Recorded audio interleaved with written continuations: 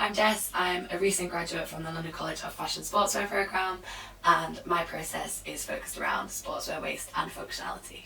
Gamma started as an idea for workshops that spotlight sports textile waste, and there's a lot of myths around sports waste in terms of hygiene and functionality, and so breaking these stereotypes was really important to me.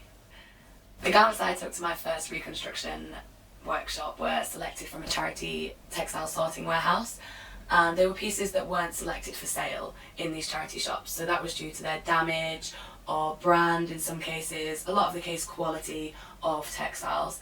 And with my project I'm working on at the moment, with Usual Objections, that's using their offcuts. So I am always trying to select textiles that are seen to have no future.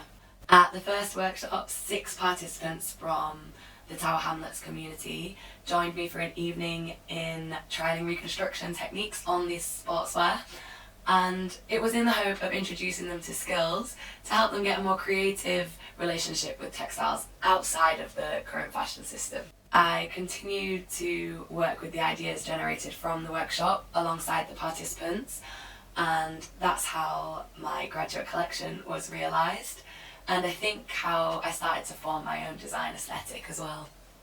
The declining quality of textiles in terms of sportswear is a difficult narrative to approach, but in my opinion, with the levels of consumption, the effect it's having on the global second-hand trade, as designers and upcyclers, we all need to be comfortable in working with this low quality textile. Gamma for me has evolved into not only wanting to get more people involved in upcycling, but also to create real functional pieces that perform in sporting environments to show that second-hand waste can be functional and challenge the ways in which we use it.